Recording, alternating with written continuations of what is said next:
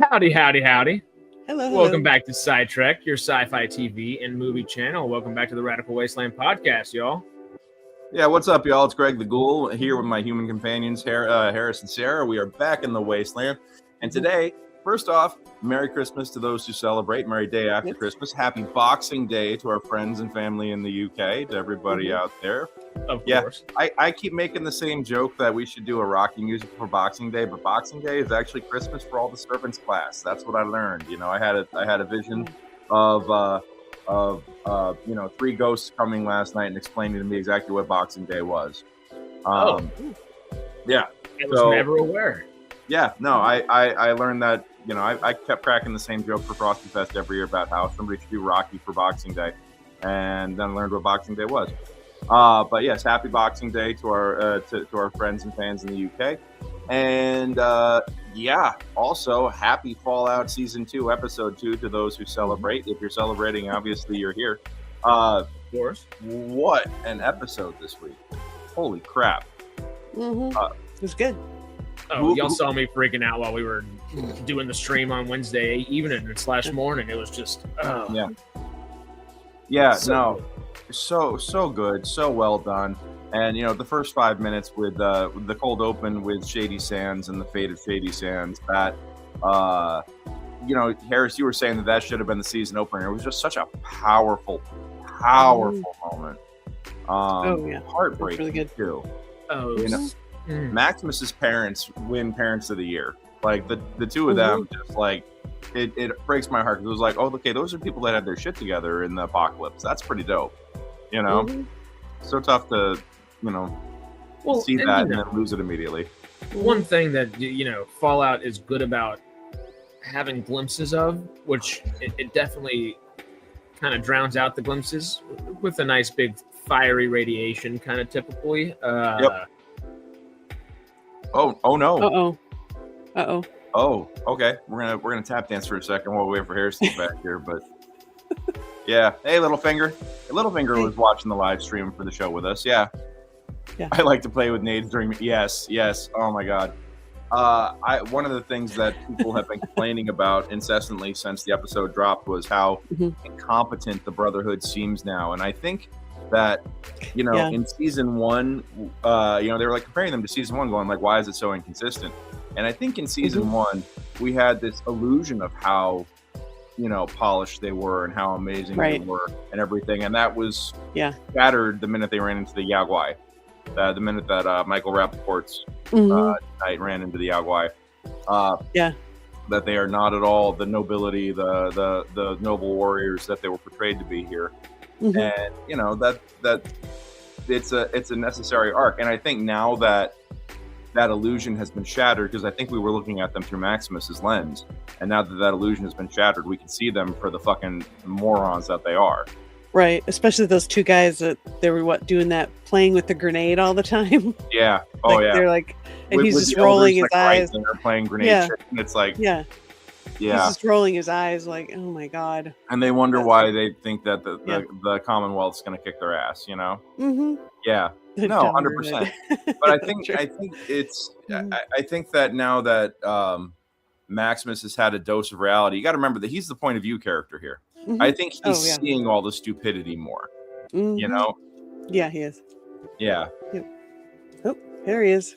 Yeah. He returns. As for the fridge, I mean, honestly, I agree that with you. That was true. Like the old school refrigerators had a lead lining or something. Yeah, which would protect from radiation, but I don't know about from the force of a blast like that, But then again, like, I don't know. I wish Mythbusters could take something like that on. Harris, you're back. Yeah. Well, we've taken the podcast without you and claimed it in the name of the Lost Hills Brotherhood. So okay. Yeah. Okay. Sarah is no longer allowed to talk per their rules. And yeah. Was that Lost Hills or was that Coronado that was saying that they don't allow their women to talk? Wasn't it? It wasn't Grand Canyon. I think it was Coronado. Yeah. Screw those guys.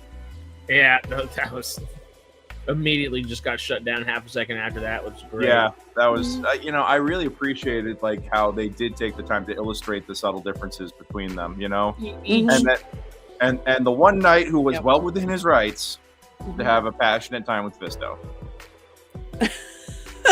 Yeah. But why tell everybody?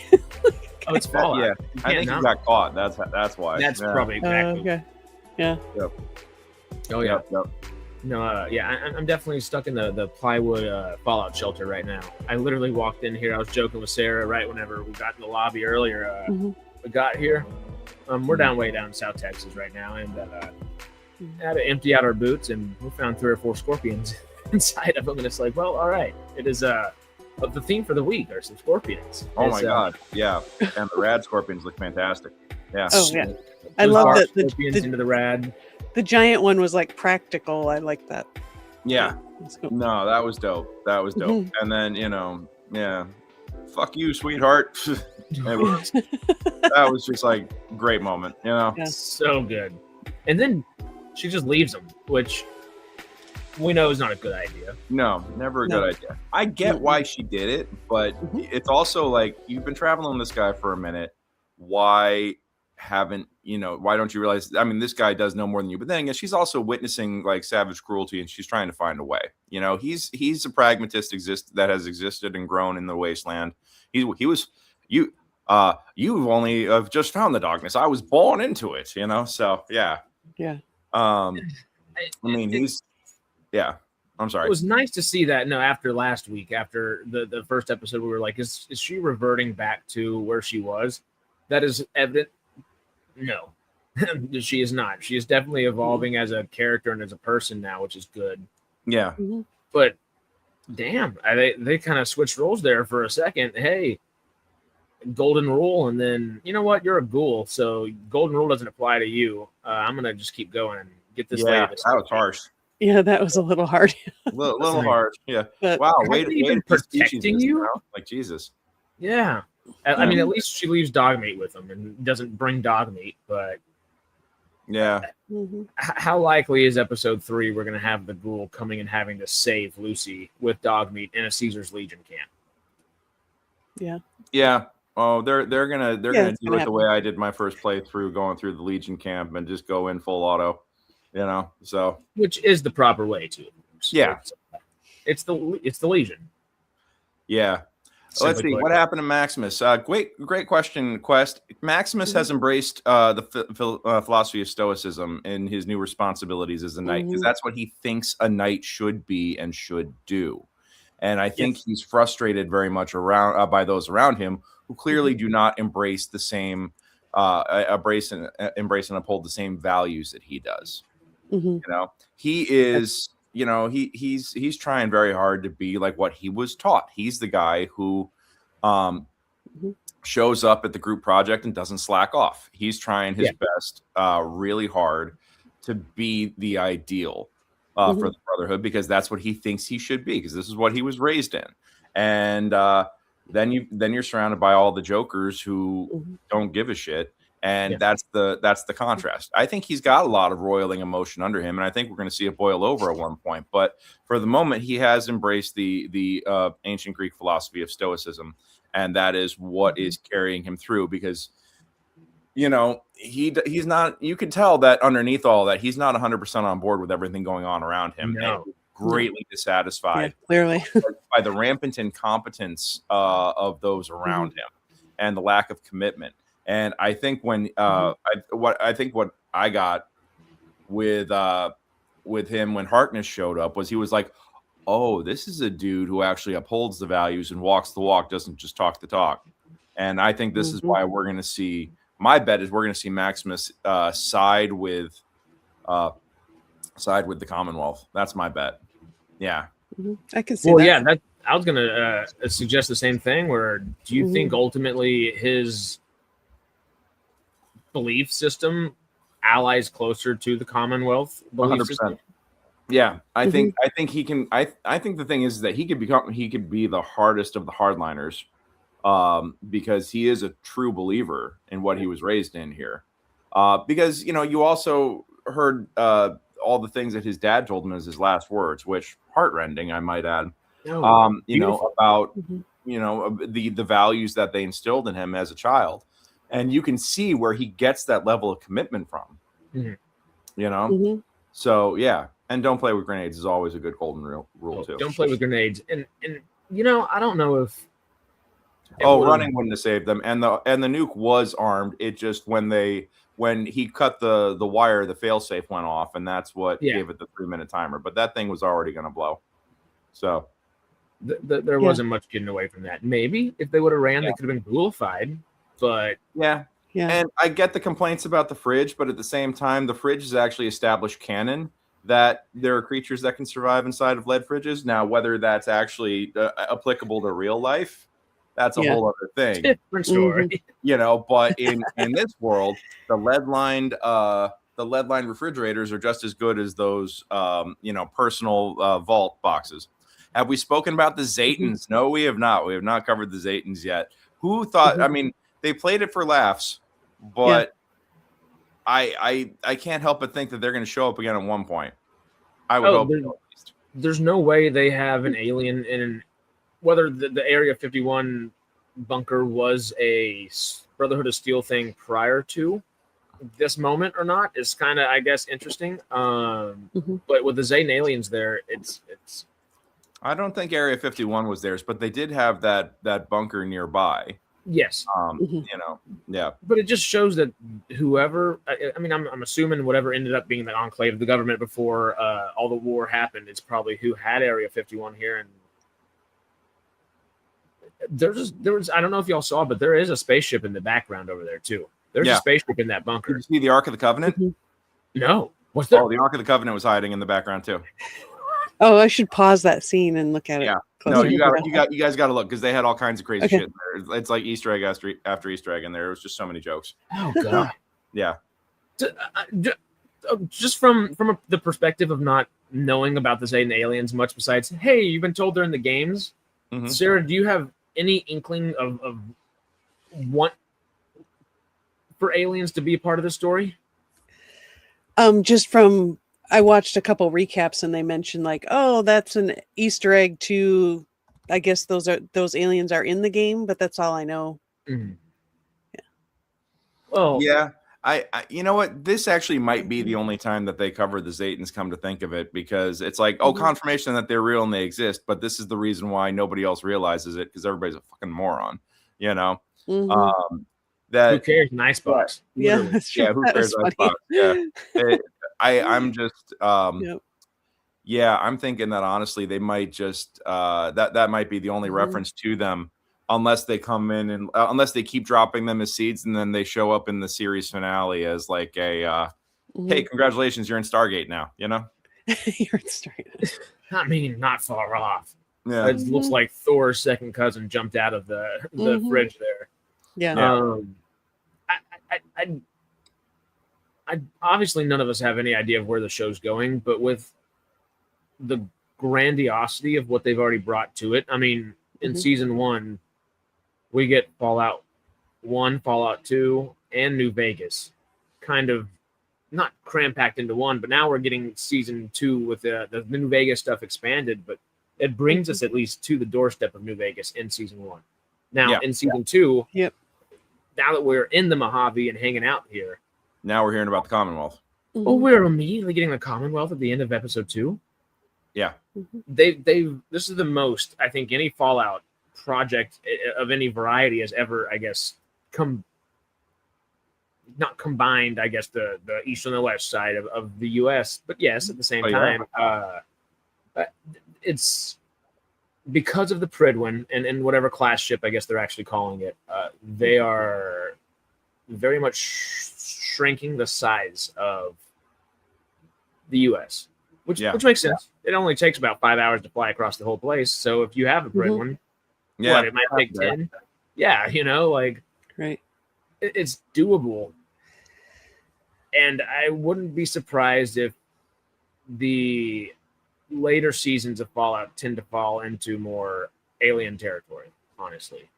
Could be interesting.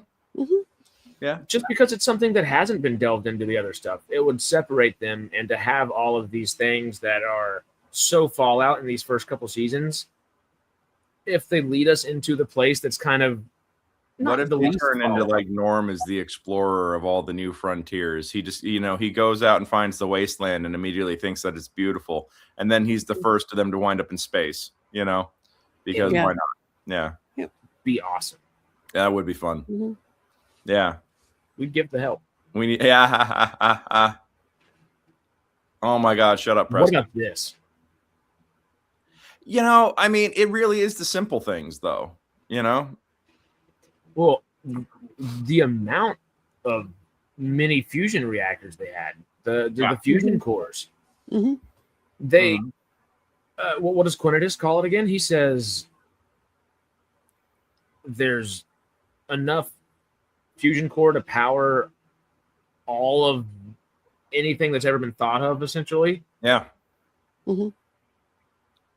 Yeah. Oh, Lead Farmer, why would you say something so controversial yet so wrong? Yeah. No. Silo's cool. I think we're getting trolled here. All right. Yeah. But the Silo, please. Have you seen how many heads exploded this episode? Yeah. Oh my God. Well, let's break it down moment by moment, because there was a lot going on here. Mm-hmm. Hey, has anybody had a chance to watch the Vault Seller's Guide to Vault Tech yet? Because I think that's got clues as to who Hank's working for at the moment. Not yet. No. Okay, I'll have to watch that. Yeah, no, I'm gonna. I meant to watch it last night, and then I was at a Christmas party until way late. So, I gotta make it a point to watch that before the next episode drops. But apparently, that's got clues to who Hank is talking to, and working for at the moment. Because a lot of people are saying it's House, and apparently it's not House. So. Who could it be besides that? It's just...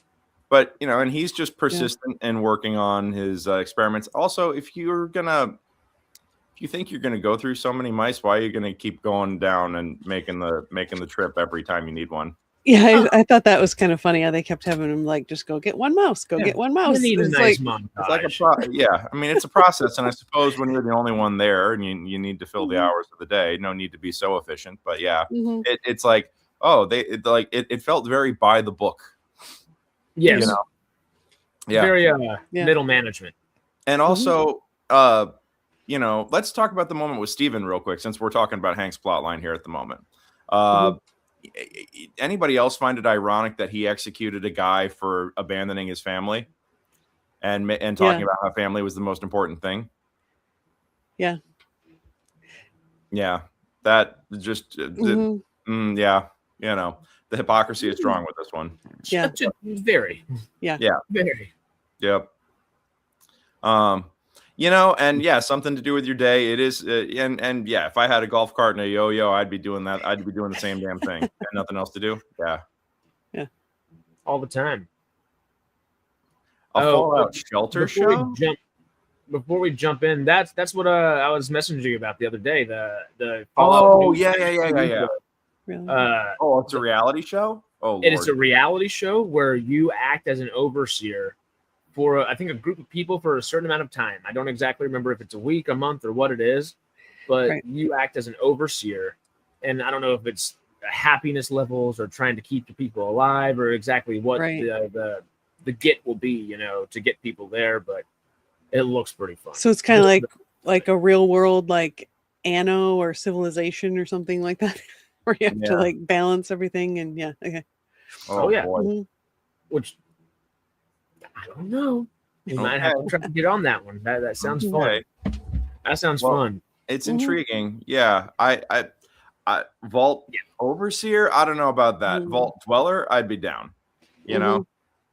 And that it's true, they are insanely cheap, and they do bring in huge views, and they are 100% brain rot, and they have reality TV, which had its boom during the SAG strike of 2008, I want to say. 7, 8. That ruined television. It really did. It really just ruined TV, and the market never recovered.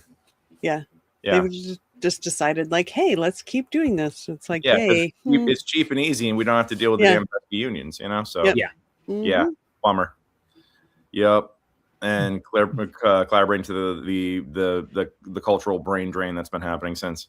So I am glad at least that if Fallout is going to go the route of a reality show, or Bethesda and MGM and Microsoft want this to be a wider brand, which obviously is becoming one. It's taking the route of Squid Games, and like not actual Squid Games, of course, but the Squid Games reality show that Netflix does alongside it, and it's more. There's some meat to it. It's closer to Survivor or something like that than it is Duck Dynasty or Jersey Shore. You know, it's well, I would hope that they're not doing a Fallout Shelter show documentary style. That'd be a little weird. Wait a minute. I think we're missing a few key elements here. Yeah. Guess what? It's a real experiment. Squid Game for real. Congratulations, Amazon and Paramount and everybody have just merged into Vault-Tec. Good luck. Yeah.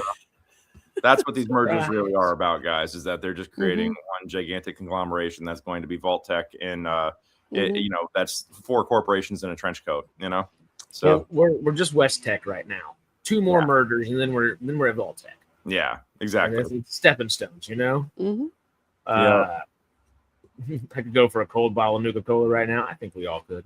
You know? Absolutely. And yes, Kermit, they're doing 5 or 6 seasons, and Hank is probably going to escape. I think he's going to be the recurring villain for a little while.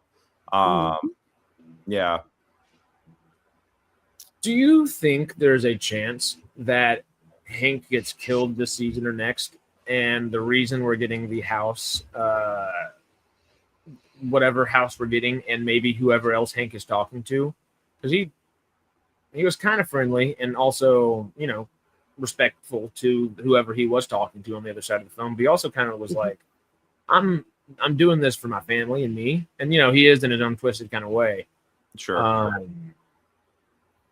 Is there a chance he betrays whoever he's working for? Because he's already double agent. We know that. Yeah. I think Hank is very much very cutthroat. I think he's doing things for himself. But we've also, his motivation right now, I think, is to fix everything so he could just have a happy family again. And I don't, he has to be the center of it. You know? Yes. He has to be the center of it. And I don't narcissist. And I don't think we're going to see that.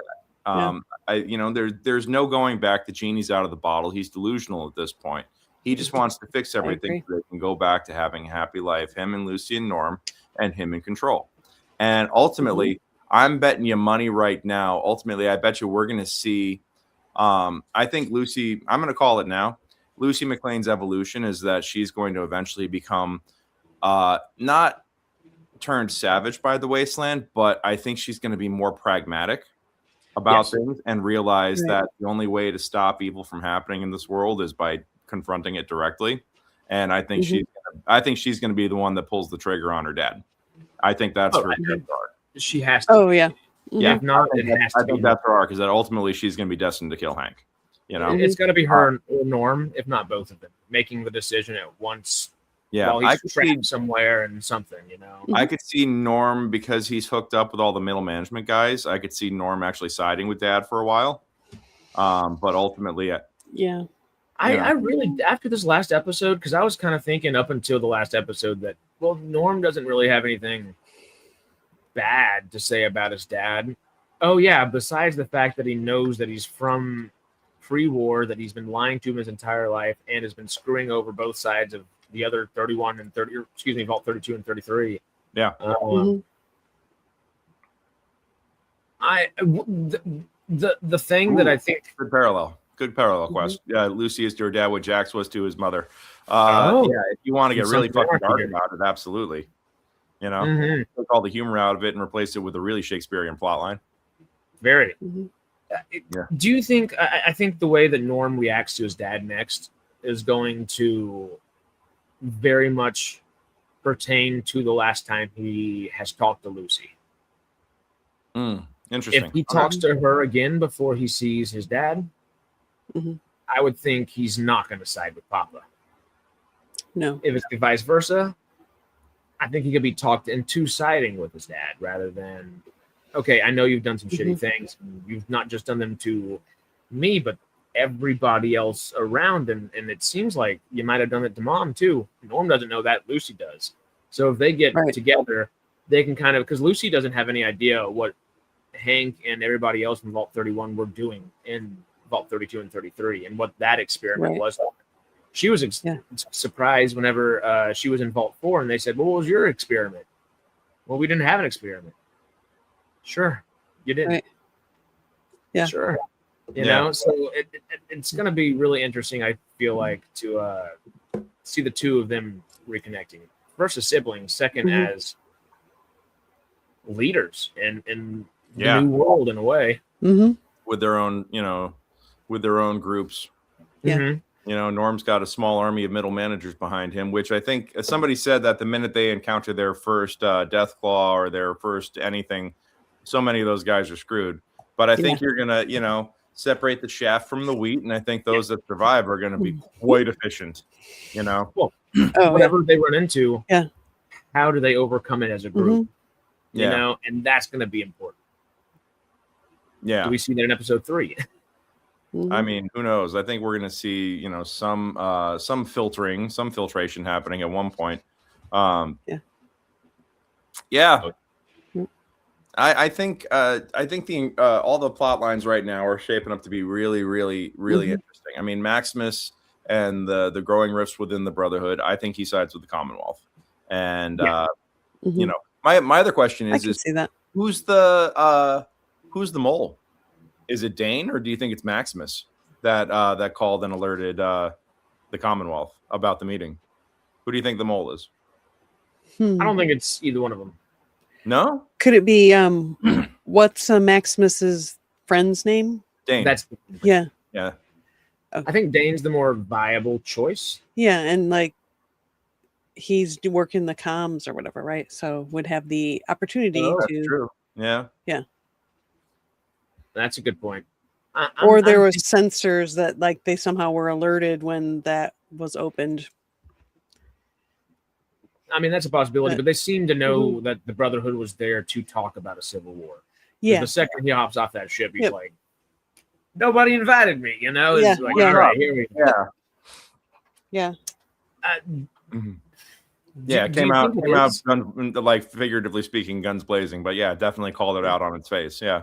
Well, because that does lean, because I was about to say, well, it could just very well be anybody from one of these other factions. It could be one of the other leaders that was a little dicey, hesitant to join. Maybe even the guy that was like, is this going to be a civil war? What are we trying to get ourselves into? Yeah. The only people that would have used the term civil war before that meeting would have been Dane, Maximus, Quintus, or maybe one of the other leaders. Yeah. And the other leaders weren't 100% sure why they were sitting down either. There was the one guy who mentioned it. But, that one guy that's in that episode, I don't think they're going to go that route. They would rather have the mole be somebody that is a little more pertinent. Yeah. And realistically, as I really like the character of Dane, but Dane's character very much pertains to Maximus's, and there's not much of Dane being Dane. Yeah. So maybe my guess is that it's going to be Dane, and unfortunately, I bet you we're going to have a bury your gaze trope. A lot of people are thinking that Dane is going to get iced over this, to forward Maximus's plot line and drive the dissatisfaction. Oh boy, that's a way to go out. Kermit, excellent question. Why did he come alone? And they could have iced him and continued. Well, first off, Xander Harkness is Paladin, so he knows that his rank actually does count. And if these these other chapters of the Brotherhood haven't gone completely rogue, then they won't, simply out of respect for who he is. But more importantly, though, I bet you money that they had a backup plan that if Harkness goes dark at all, suddenly that area is getting glassed. That's my joke. That's my call right there. that there was a failsafe in place. What did everybody else show up in? What do we know? Most likely, at least, was built or yeah, they all have their airships. Yeah. And airships we think at least come from the east. So he shows up in a vertibird. Who's to say there's not an airship right behind him? Yeah. Oh yeah. Yeah. No, Wouldn't there have to be? Because it couldn't There fly like from wherever. Yeah. Yeah. Because I think there's vertibird ranges are pretty limited comparatively. I think that it's really not so much about intelligence levels to join the Brotherhood. It's about loyalty. And as we all know, the dumber you are, the easier it is to be loyal to something that you don't truly understand, And they introduced the Brotherhood in season 1 with classes. So, hey, you can be as stupid as you need to be. As long as you're willing to stay here and be here and make sure you stay human-centric, human-focused, and technology-driven. No, as long as you can repeat what we're telling you, you can be here. Yes. But that doesn't always necessarily need to mean common sense. Next episode, I don't know about next episode, Quest. I think that I do think that we're gonna see open warfare probably episode 6, 7, 8, but I don't think. I think next episode's a little early. I think what they're gonna do is they're gonna be dealing with this live hand grenade that is the Commonwealth showing up and dropping that in their lap, metaphorically, and then I think everybody's getting strapped in episode 4, and I think we really see it pop off on the back end of the season. Yeah. I wouldn't be surprised if they actually do that next episode at the very end of the next episode and utilize the mid-season as not the end of this part of the Brotherhood arc, but utilize the Brotherhood arc in mid-season so you have Lucy, Ghoul, and all the house stuff culminate for a finality. And I'll give that a little bit. Make the Brotherhood arc the meat of it, so you could focus on Lucy and the Ghoul at the end. Which would also kind of make sense because they kind of shorthanded my boy Maximus in episode 1. There was no Maximus, and technically he's just as important to the story as Lucy or the Ghoul or Norm or Hank in a lot of ways. Specifically, they are setting up two massive split plot lines. And maybe it would make sense to give him some more meat in the center of the show, and that's why they did that. Who knows? I'm excited to see which way it develops, and anytime you can get Camille Nanjiani on there, that I mean dude's got chops and he's got range. I mean he's great at comedy, but boy can he bring the gravitas when he needs to. Honestly, I feel like because it was a short and brief introduction for Nanjiani, but every time he comes on, like you said, he's either immediately funny or just immediately cool and tough. And he was cool and tough here. I wish the Eternals would have utilized him like this. I mean, it was a fun opening with the Eternals, but if they would have utilized this Kumail Nanjiani right here, we might have already had Eternals 3 by now.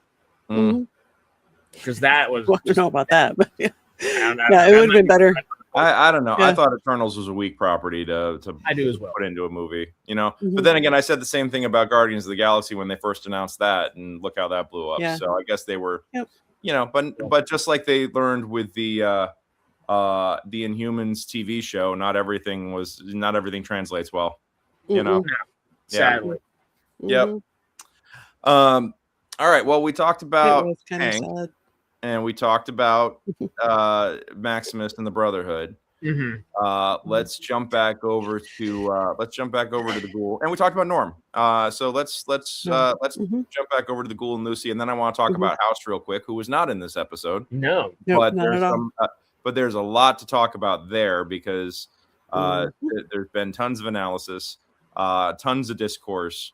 A lot of people are very unhappy about House, but we'll talk about that in a moment. Let's talk Ghoul and Lucy here.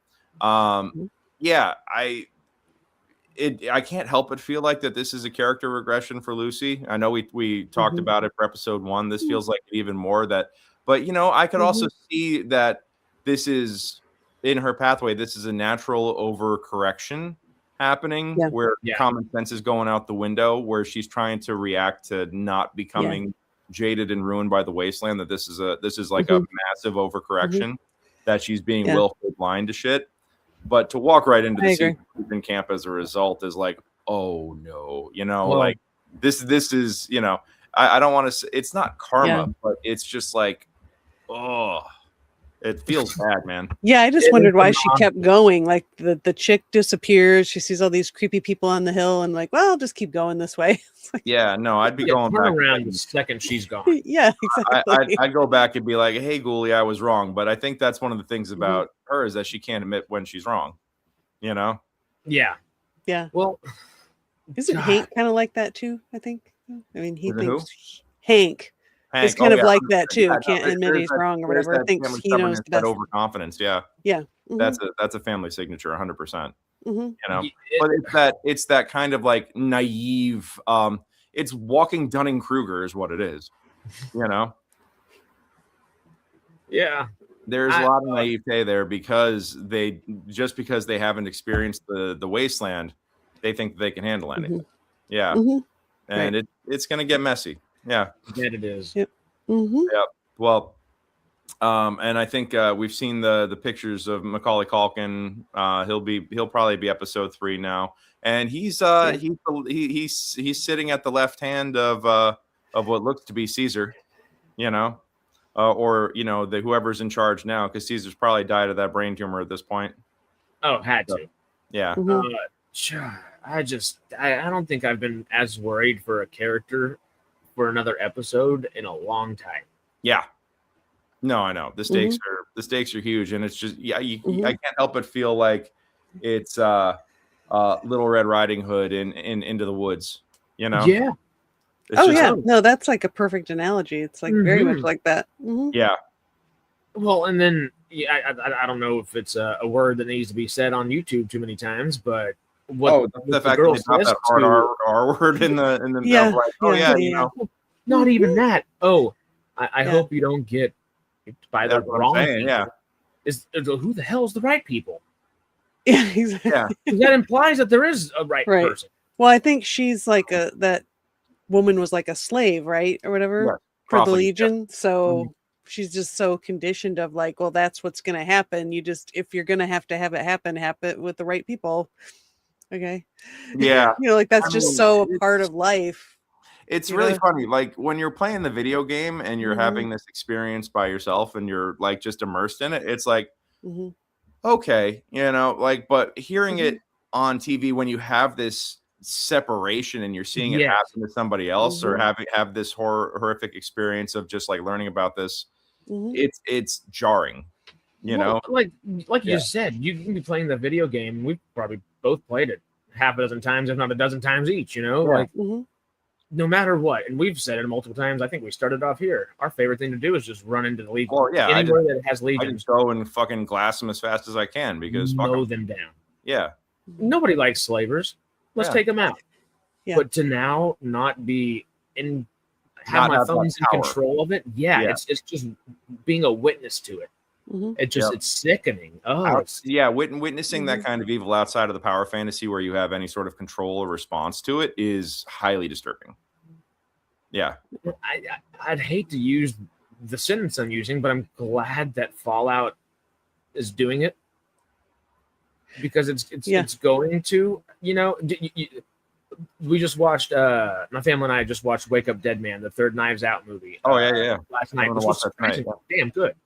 But it and there's a few other movies we kind of started having a conversation of, you can't really see the light until you lie in the dark a bit, and I feel like Lucy needs to feel that absence of light for a little bit. She's making every stupid mistake possible, which is frustrating to a point, but it also makes sense because all she knows is theory. She doesn't know practice, right?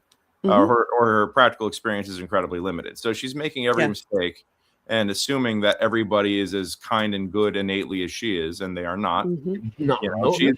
She's Little Red Riding Hood. Such a good reference. Yeah, no, she's Little Red Riding Hood, and we're seeing the wolves in real time circle around her, just going, "Oh, you in danger, girl," like. So it's hard to watch. It really is hard to watch, knowing like, oh, this is bad, and she doesn't even know how bad it is. And first off, Ella Purnell is playing it like perfectly with like So this wide-eyed innocence and the naivete, and like I said, the walking Dunning-Kruger. You know, I mean, we see that with Hank, and you kind of get like resentful about it, like, oh God, what a dick. But we see it with Lucy, and it's like, oh, you poor thing. You know, it's the Gordon Ramsay it's the Gordon Ramsay meme of, you know, oh dear, so beautiful versus you fucking donkey. You know, it's yeah. No, like you have these reactions, two completely different reactions to the same kind of setup, just based on who the person is. In Quest, Melvin just said Lucy somehow is appealing to Ghoul's conscience, and she is, but part of that is because he has seen in her that she's willing to meet him in the middle. Yeah, it's not, oh, it's my way or the highway. She's still going to try that like nice kind of bypass kind of route. Even though it got him like hung by fucking barbed wire last episode, you know, like yeah. If she makes that decision a third time after hopefully the goal comes through, she's dead. Like I don't think you live through the third time. I mean, it's the apocalypse. It's surprising she got a second chance in that sense. Yeah. Right. Well, and now we're finding out what happens. You know, she's fucked around. Now she's finding out, and it's like, oh yeah. But I think, and I think that they're actually going to be separate for a while because you know, we saw all these clips in the trailers of the two of them together, and I think we've seen most of those moments now in the first two episodes. Like I thought that those trailers were very front loaded for the season, but then now the rest of the stuff we see Maximus and the Ghoul and Dogmeat on the streets of Freeside without Lucy. And we see a lot of Caesar's Legion stuff, you know, but there's a lot of moments where we don't see them together now. And I think that this split, I think they're going to be gone and separate from each other for several episodes. I don't think the Ghoul's coming in guns blazing because he may be, you know, he's very reticent to stick his neck out for anybody. Number one, and he's very much against suicide. You know, he's very much of a survivalist at heart, and I don't think he's going to go walking in there. But I think if there's an opportunity, you know, if they run into each other later on, I think they'll hook back up. But what's going to happen in the meantime? Lucy's going to have to get herself out of this, and that's that'll be messy. It's going to be messy. Yeah. You know, I have nothing but a really big sense of dread in my stomach over it. Actually. Oh, yeah. Because, you know, if you know the games, you know that Legion's a bunch of pieces of shit. So, I guess I don't know. Yeah. Well, they're slavers. That's the easiest way to say it. And that's the nice thing you could say about them. Do you think there's like a slave, I don't know, revolt? Like that girl was with that other guy. Were they running away, or why were they in the hospital? They were probably getting supplies. I bet you they were sent out to get stuff. They were probably scavenging. Oh, okay. You know, because they're not, and because if they die, they die, and if they come back with stuff, so much the better. Glory to the Legion. Yeah, you know? That's kind of the way they treat things. Kermit just brought something up that I was kind of thinking about. And this goes with something Kermit just said a moment ago as well, which I did star here. I wonder if the person that is going to be, who looks like the leader of Season's Legion, I can't even speak anymore. Season's Legion. What was I saying? Caesar's Legion. I don't know if they're going to do something like that, but it would be so interesting. I don't know about seeing the Courier or any. I don't think we're going to see the Lone Wanderer. I don't think is that too canon breaking? Full Survivor. I don't think we're seeing any of the. I don't think we're seeing any of the protagonists because part of it is that these characters are self inserts. They're meant to be self inserts for the players, and the minute that you codify them to be tall, blonde-haired, white male, brown eyes, suddenly that shuts out everybody else. You know. And I think that and it's also a big wasteland. This doesn't have to be like Star Wars where everybody knows Luke Skywalker, you know, everybody's related. Right. Everybody fought at the Battle of the Death Star, you know, like we don't need to go down that route. Yeah. No. Well, because something on that same thought, just could it be maybe not canon breaking in that sense, but do you think it would make sense to have another character we're familiar with at some point kind of take up that mantle? There are a few kind of rough and tough type of characters that could kind of take up a mantle in that sense. Because the thing that made me think about that was if what Kermit's suggesting there, if Hank comes in and saves Lucy, maybe whoever Hank's talking to could have been, I mean, let's say the courier did win Hoover Dam, and the reason everything has kind of reverted back to the way things were, and there are some changes because the courier was there. No heavy faction won, so there's not some heavy change in one direction or another. It ended up kind of remaining more or less the same, and time happens and things happen. It's the Wasteland. So the NCR got pushed back, the Legion got pushed back, Courier's running stuff. But I mean, I think this gets into what happened to House, and also which House are we dealing with? Because we do have two actors claiming to be a Mr. House, but as we have learned by going through the lore, there are two Mr. Houses. A lot of people are talking about the body double theory, stuff like that. Nobody else was talking about the fact that Robert House had a half brother, Anthony House, who owns H&H Toolworks. And I think that Justin Thoreau, I think what we're playing to here is that Justin Thoreau is playing Anthony. I think he's playing Anthony. He's not playing Robert.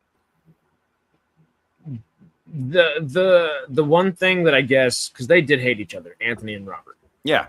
And Robert did buy H&H Tools out from Anthony and pushed him out. Is there a way Anthony had fail safes? Robert House is supposed to be the smarter of the two, the more capable and sane of the two, so on and so forth. But does Anthony know his brother well enough to have a fail safe for his brother, and that is his saving grace? Probably. I mean, yes. If you need convenient plot device, oh yes, I understand my brother's a supervillain, or he's the superhero and I'm the villain, I'm going to have some sort of I think that if you've got these two brothers who are playing chess against each other, then they're going to set up for flanks and backdoor maneuvers and everything else. Yeah. Also, I agree. The Gregory House is the best house. Yeah, 100%. No, this one. Yeah, Gregory House. Yeah, but hey, The Postman is maybe not 100% the best movie in the world, but damn, is it a good time? And I've got some Costner, baby, any day. My husband likes that movie a lot. I love it. Ford Lincoln Mercury is one of my favorite characters ever. This was a Melvin question a minute ago. What if Hank buys Lucy from them while buying people for the experiment? That is the easier way to bridge that gap there. Yeah, that would be a great way to wind up there. Yeah. Maybe they'll see that she's a high value thing and won't want to touch her because they'll think they'll be able to sell her for a lot or something. Maybe they do that. Yeah. Yeah, they do. They trade. That would be an easy way to have her to get her out of the Legion and have her wind up someplace. Yeah. Oh, and that keeps her away from the Ghoul until the Ghoul comes in and guns blazing, breaking the Vault-Tec. Yeah, HQ. That'd be interesting. It would be. And also, one thing that's kind of making me lean towards a little theory that I was coming up with earlier about maybe the Brotherhood Civil War is mid-season. Maximus is with the Ghoul in Vegas. There's a lot that has to happen before we even get to Vegas at this point. And he looks like he's wearing NCR power armor. He's not wearing T60. So how do we get there? I'm thinking that might actually be a little bit later season where the Civil War has to happen for Maximus to maybe he starts siding with the Commonwealth and then sees how bad shit they can be as well, and maybe he really doesn't side with either side. And like last season, you know what? I could have just gone and stayed in that vault. Yeah. Maybe I should have just stayed in that vault. Yeah. Maybe I don't like the Brotherhood. Yeah. He's just completely disillusioned. Mm-hmm. Yeah. Right now, I think he feels like he can redeem something from the Brotherhood, maybe. And then eventually something happens that he's just screw all of them. I'm out. It's possible. The more you bring it up, the more I'm not convinced of what the timeline is now. because it seemed like it wasn't. They gave us a lot of threads to go and tug on from the first episode, but it seemed like a fairly straightforward path. It's like, okay, they're still headed this way. Lucy and the Ghoul. Hank's still doing his experiments. Norm's just going to go out of the vault and start exploring. That's going to be fun to see. They were fairly straightforward from how they were set up in episode 1 and episode 2. Just let's flip that on its head real quick. The only one that's still fairly straightforward is, I'd say Hank to a degree, but Norm is still straightforward, where he's just going to start exploring. We don't know where he's going to be yet, and that's part of the fun. But everyone else, he's double agent. And here's and we also have one other plot line that we haven't touched on yet that I'm interested to see where this goes, and that's what's happening in 32 and 33. Yep. Didn't get touched on this episode at all. And I feel I feel like we kind of did, in the sense that 31 is now on the surface. And I think that's going to create natural conflict, because if they're saying it's Reclamation Day, the two vaults that are literally right there are 32 and 33. And guess who's coming knocking at the front door?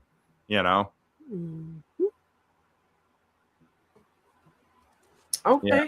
I think we're going to see some big conflict there between Betty and Norm. Betty, Stephanie, and Norm, because I guess Stephanie was trying to contact Vault 31 as well, and poor Bud is in a trash can. Well, and I guess at the same time, one thing that Norm did that's screwing Betty and Stephanie over a little bit is cut off communications. It said all Vault intercommunications were cut down. Rather than just 31 to 32 and 31 to 33. It was all Vault, not just 31. Which, hey, if that happens, Betty's pretty old. If she doesn't kick for too much longer, who replaces her? First time a Vault 31 overseer wouldn't be replacing her. Yeah, right. Because it really doesn't seem like there's a whole bunch of Vault 31 people. And they're definitely in Zach Cherry run the joint. Yeah. Who? I want to see Zach Cherry run the joint a la Severance. That's not Reg. That's the other guy, right? Yeah. Why am I blanking on his character name? Oh my god. The glasses and the hair. Yeah. Glasses. I know.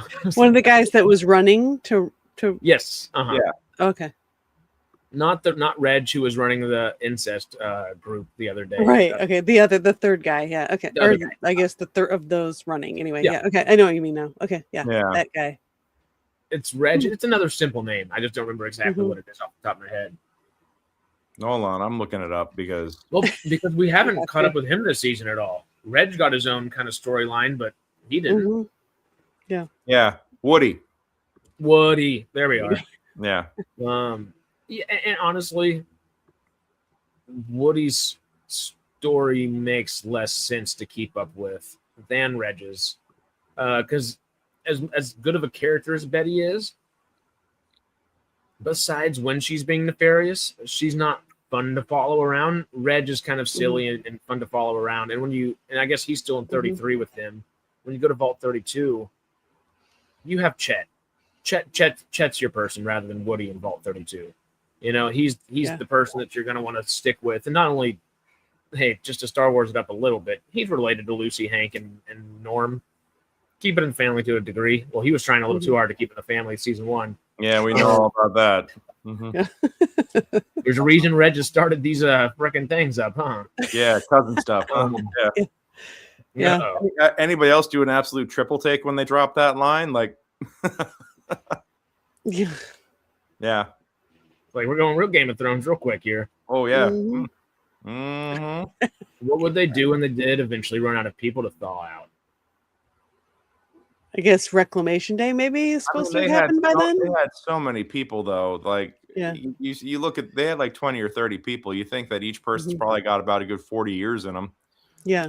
They could have kept that going for a long time, and I think there would have been more breeding and more inbreeding, and they would have either the vault would have petered out or they would have run out of leaders, maybe. But man, that would have taken some time. Yeah. I mean, we're 250 years into the apocalypse at this point, and they had the vast majority of the people still frozen in there. Yeah. Mm-hmm. No, Could've gone for they barring any sort of major disaster or collapse, they could have. They probably could have lasted a while. But then again, when you look at how many, when you look at the fact that they're already inbreeding at that degree, it's like, that's not going to be good. Yeah. You know? No. Yeah. I'm sure they had some type of vault Tinder. Yeah. Don't even need to swipe right. Yeah. I'm sure like some sort of family tree, you know, like so they keep track of the genetics, like farm animals or something. Very much so. No, they're very specific about that. I think like they'd want to thaw people out just to add to the mix it up in the gene pool, you know? Definitely. Yeah, exactly. Yeah. Well, B-Sod brings up a good point, though, and this is what we were talking about earlier, that the whole group on the surface is zero street smarts. Yeah, it is very Vault Tech OnlyFans. Oh, God. You're right. They have very, when I call this in D&D, high intelligence, low wisdom.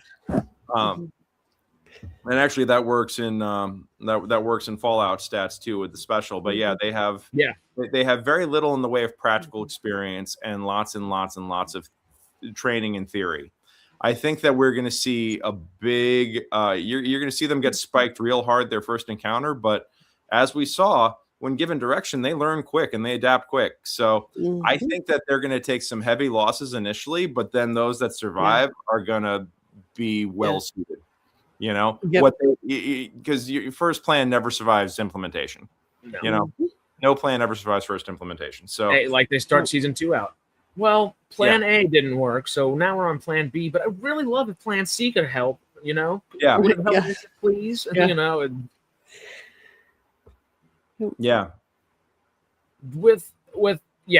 I'm with you on really steep learning curve for sure. Yeah, that's 100%. Yeah, no, the fatality rate is super high.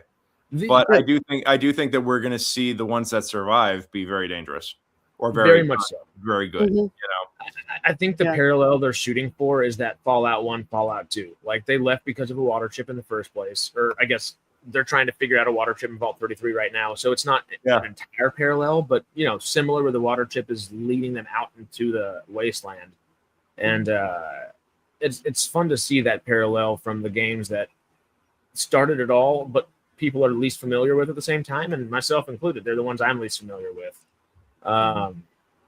It's cool to see that, and that ended up, of course, being from Fallout 1. The people that leave end up starting an actual community that you start in Fallout 2. So it might be interesting by the end of this to see if they actually have a community. If Norm ends up being the better overseer than his dad. Yeah, by going and repopulating Shady Sands or something. Yeah. That'd be cool, actually. Yeah, I think what they want. That sounds like a season 3 thing, maybe. Yeah, or 4 or 5 even. Just I could actually see like Norm being overseer of the new community on the surface being. I could see that being a good season 3 plot line for him, because we watch him grow from being this disgruntled teen to a leader among men. You know, to a young rebel, now to a leader among. It's really fun to see his arc shape up, because I also appreciated that in season 1 he was the only guy that you saw reading the terminals to find out exactly what the fuck happened. Yeah, it was so good. I was like, yes, somebody else reads the fucking lore. Yes. I read every damn terminal when I play. I don't care how many times I've played it before. I read every terminal because I'm like, what did I miss? Yeah, it's the most important part of the game. It's the most important playthrough part. B-Sod brings up a great point. That group knows how to work on the technology that's left in the Wasteland. So I could see them becoming the most valuable out there. 100%. Yep. If and same thing, you know, Moldaver seemed like she was fairly good with a gun whenever it came to it. But she started off much smarter. She probably learned how to be good with weapons over time. Who knows what her story is still? That's going to be an interesting thread that still has to be. How did she make it? Right. How'd she hit 200 years? She's not ghoulified or anything. She knew Lucy's mom, which means she had to have been in the Wasteland for at least 10, 15 years at some point. Yeah. Enough to be familiar with Shady Sands and know that Hank and his wife were part of its downfall to a degree. Yeah, even though she exist in both timelines. Yes, exactly. It's going to be interesting. Yeah. That must have come from a vault with cryogenics. Yeah. Yeah. Oh, that's a good point too. Mm-hmm. Just to continue with that thought, though, she probably didn't start off. She starts off very kind of anti a lot of things in the pre-war timeline. She probably didn't know how to fight then, which means she either learned from people or she had to pay people with maybe her experience and expertise. She's a genius in helping cold fusion actually become a thing, and we know she has a big, awesome company beforehand, so on and so forth. She's good at what she does. Yeah. Can the Vault folk, if maybe a few of them start dying, maybe they get saved by another group, and because they can fix the things that the group has, now they have an actual community, and that could that makes sense. Form to leadership rather than kind of sporadically put it there. Well, my theater producer asked is like, hey, when do we see that musical number? So we thought it was going to be this episode. I thought it was this episode too. Now, but I think, yeah. Vault I 31 think Red's the closet theater director. Yeah, it's interesting. Yeah, I think Lucy and Norm are going to be in the same area, but either being behind each other or in front of each other, or doing something in the same area as each other, but doing something else. Yeah. Like they have like two ships passing in the night where they're right next to each other and they don't notice. Yeah, that'd be tragic. Oh yeah. Oh. Good afternoon, Shadow. Heyo. Merry Yule to you. Yuletide greetings. Just from where we left off, do you have any predictions or thoughts of where we're going to be picking up episode 3? Do you think we're going to get House again? I think they're going to go back and do the House plot line and continue that with the mind control, with everything else. Also, we didn't really talk about this, but it's really interesting that we have exploding heads in episode 1, multiple exploding heads in episode 1. Yeah. We have exploding mice in episode 2. Yet the friggin' the guy hauling the bomb, which great way to put in the static dialogue of patrolling the Mojave makes you wish for nuclear winter. Like such great way to throw the meme in there. Absolutely, wonderful reference. But and make it terrifying one too. Time that the mind control actually worked and was stable long enough for a guy to walk from the vault to from wherever he picked up the bomb and walk it into Shady Sands without the head exploding. Like that's scientifically an anomaly, but a success. So I guess they could play that a couple different ways as well. Like they knew it wasn't necessarily. They were hoping that it would. Oh my God, B-Sod. Oh, I think that's exactly what he thinks he's going to do. He's going to get his perfect family. The narcissist is going to get his perfect family using mind control. That might be exactly how he's trying to fix it. That's just gross. And you know what? It would fit in Fallout because that would be the sick and twisted and fucked up way to try and fix the situation in Hank's mind. That's some Cabot family stuff there. That's some Cabot family shit. Absolutely, 100%. Oh, wow. Yeah. Maybe it depends on the strength of will. Maybe. Hey, you're back. Yep. Welcome back. Oh, okay. Cool. Sentimental value. Sentimental value. Haven't heard of it. I guess it's newer. I watch anything Stellan Skarsgård though. Yeah, Shadow. I think that the folks in 31 already know about 32 and 33 because they are the managers, and I think they're the ones who are read in on how this is all supposed to work. Yeah. So I think they already know. But I'm very interested to see where Norm's group goes. I think we will get touched on. I think that's going to get touched on, and I think we're going to see more Vault 32 and 33 next episode. I think we'll see a little bit of that. I think that's going to be like the B plot line. Obviously, Lucy is going to be the next big plot line, and I think we lose the Ghoul for a little bit. I don't think we're going to get an update from the Ghoul for an episode or two. I kind of have the same feeling. Yeah. Like we said last week or on Wednesday, even though it's a shared world and a shared story between these multiple protagonists, but he's been the clear face of the show essentially. Sure, but he's not the point of view character. That's Lucy, Yeah. Yep. So I think the only Ghoul we're gonna see is not Ghoul. It's gonna be Cooper. I think we're going to get more. Yeah, Cooper. I think we're going to see. Well, yeah, I think Yeah. now we're going to start getting the confrontations between the House and Cooper that we see in the trailer. I think we're going to see more of the past stuff. You know, Mhm. and it's Which interesting. can We be haven't really half an mentioned episode that, on but that. boy, oh boy, Yeah. we had that juicy moment in episode 1 where Barb comes home and Cooper's in the kitchen and he knows she knows and everybody knows everything and nobody's saying anything, and there was just that delicious tension. Mm-hmm. Yeah, you could just cut a knife with it. Yeah, you could cut it with a knife. You know what I mean? Yeah, and they did show them arriving in Vegas, right? Him and his wife, and then we'll see what happens there. Yeah, I think you're right. I think we get more of the past plot line, and that's why we're getting. I think that's what we're gonna get. I think the ghoul's gonna come back in later when it's appropriate. Yep. Ghoul's got to recover from the scorpion poison, which might be an episode or two, definitely. But at the same time, I'm not convinced scorpion poison's going to hold down the same guy who in episode 1 or 2 says, "Honey, that's a small drop in a large barrel of drugs." Poison's different than drugs, but yeah.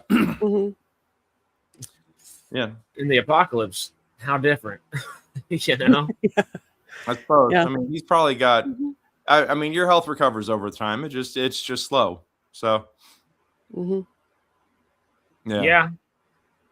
That's going to be interesting because if he doesn't get up and go straight to Lucy, does he just continue his thought on Vegas? Hey, she's most likely going to end up there if she doesn't get attacked or killed on the way. That's where I'm going to go. Like V-line it that way, essentially. Well, he was going to go to Vegas because his family might be there, or to confront Hank. I'm trying to remember. To confront Hank Okay. and try to find out where his family was. Okay. Yeah, I knew it was about a B-side. That was funny. Yeah. Wakakami was pretty funny. The Fallout. It was so Fallout. Oh, they had one chance to mention Big MT at the Starlight Drive-In and they blew it. Yeah. I don't know if they blew it. I think we might get a few more chances. Because, who else was in that room besides Robert House at the moment? And even possibly whoever, maybe the real Robert House or Anthony House sitting up there in that dark corner up there. Besides the two of them, there was a lot of other people in that room. And we might know what happened to some of them. But not most. And they knew what was going to happen. Which means, like Robert House, they had a plan.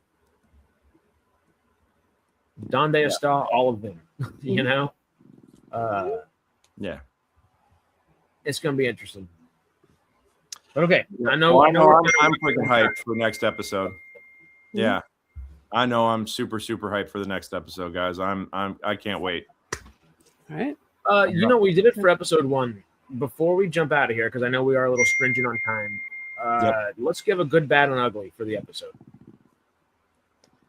A good, bad, and ugly. All right. Sarah, you want to jump in first? Of course.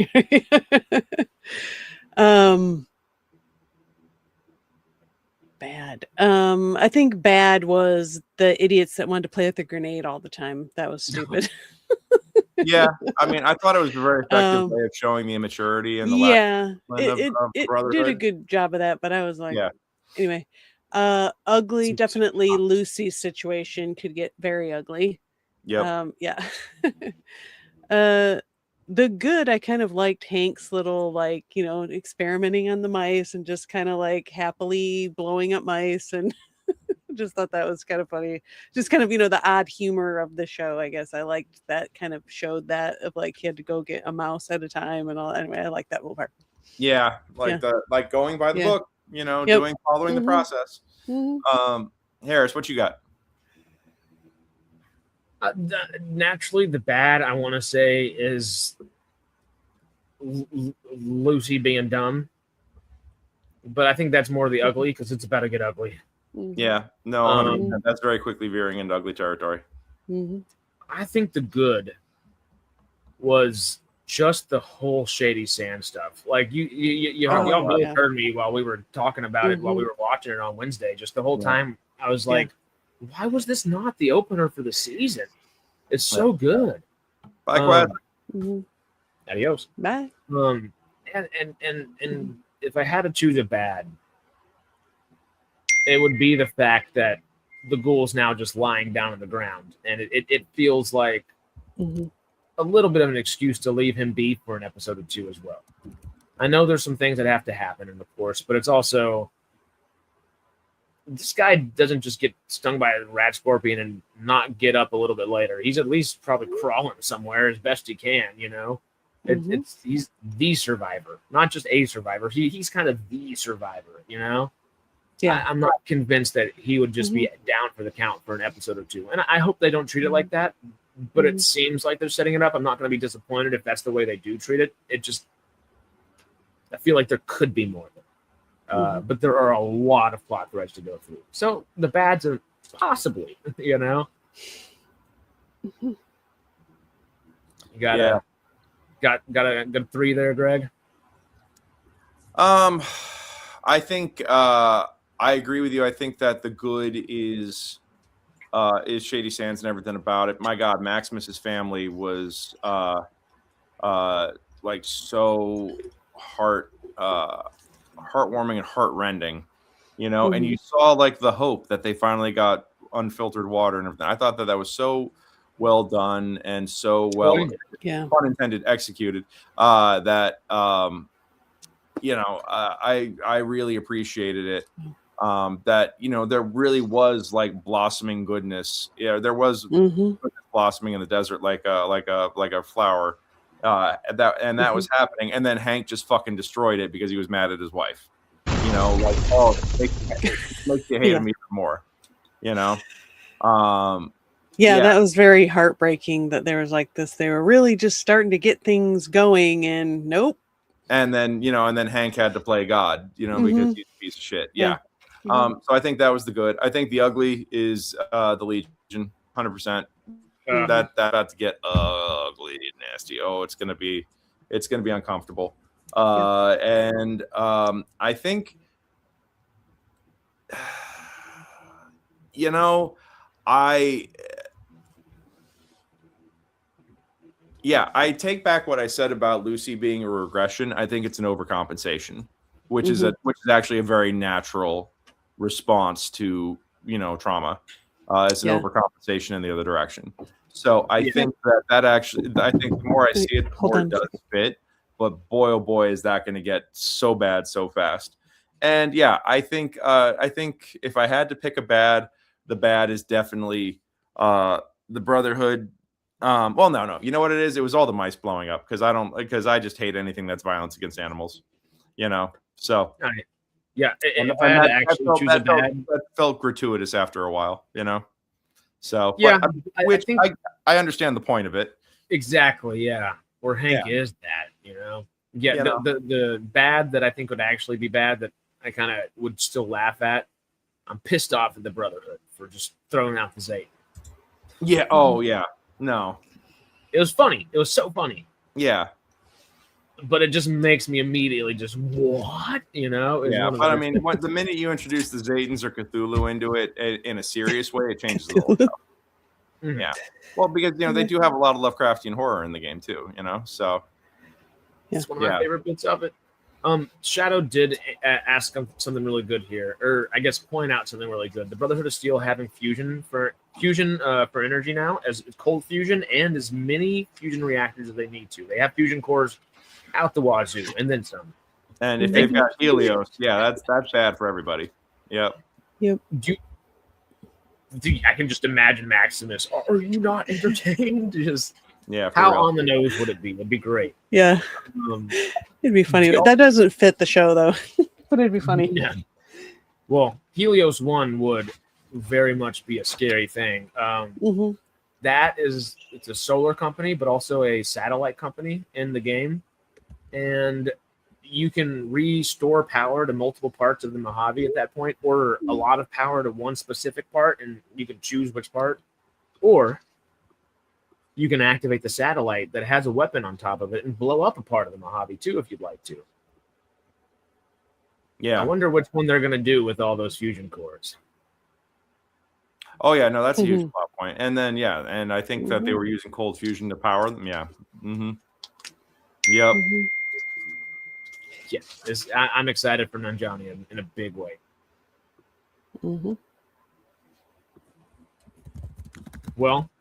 Yep. All right, guys. Well, hey, I'm looking forward to Tuesday. Tuesday night, midnight, 8 a.m. For our UK audiences. Harris, when are you back from Texas? I will be back on the 30th, so I will be there. Excellent. All righty, guys. Well, hey, join us for our live reaction as we watch the show on this coming Tuesday night, Wednesday morning, whatever it is to y'all. Join us for that. And